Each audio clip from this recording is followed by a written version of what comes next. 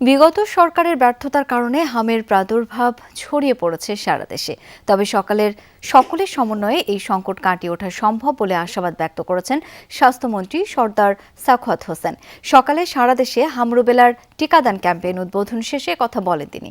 মন্ত্রী বলেন, এই ব্যাপক প্রাদুর্ভাবের জন্য বাংলাদেশ প্রস্তুত ছিল না। মন্ত্রী জানান, ইউনিসেফ এবং বিভিন্ন আন্তর্জাতিক সংস্থার সহযোগিতায় এই টিকাদান কর্মসূচি সাফল্যের সাথে এগিয়ে যাচ্ছে।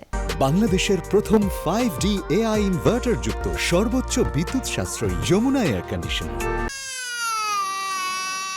হাম ও উপসর্গ নিয়ে সারা দেশে 15ই মার্চ থেকে এখন পর্যন্ত মারা গেছে 217 জন। স্বাস্থ্য অধিদপ্তরের এই তথ্যই এখন অভিভাবকদের কাছে হয়ে উঠেছে আতঙ্কের অন্যতম কারণ। পরিস্থিতি মোকাবেলায় দেশ জুড়ে একযোগে শুরু হলো বিশেষ ভ্যাকসিন ক্যাম্পেইন।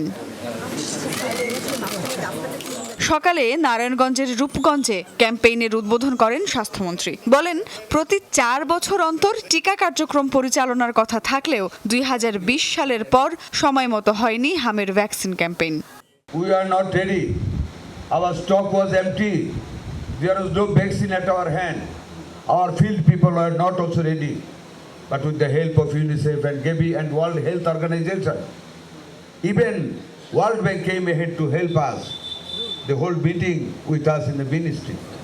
কার্যক্রমের আওতায় 6 মাস থেকে 5 বছরের কম বয়সী প্রায় 1,80,00,000 শিশুকে টিকা দেওয়ার লক্ষ্য নির্ধারণ করেছে সরকার। সিটি কর্পোরেশনে এই কার্যক্রম পরিদর্শন করতে রাজধানীর বাড্ডায় যান মন্ত্রী। সবার সহযোগিতায় হামের প্রকোপ কাটিয়ে ওঠার আশা ব্যক্ত করেন তিনি। It will be running non-stop. We'll continue this vaccination program all over the year and time to come ahead. We'll not stop. We'll be having our full stock of vaccination, and we have decided to keep the stock of the vaccines for 6 months ahead. এর আগে গত 5 April হামের উচ্চ ঝুঁকিপূর্ণ 30টি উপজেলায় এবং 12 April Dhaka, Mymensingh ও Barishal city কর্পোরেশনে শুরু হয় বিশেষ টিকাদান কর্মসূচি। প্রতিদিন সকাল 8টা থেকে সব স্থায়ী এবং অস্থায়ী কেন্দ্রে এই টিকা দেয়া হচ্ছে। সুমাইয়া ঐশী, যমুনা নিউজ, ঢাকা।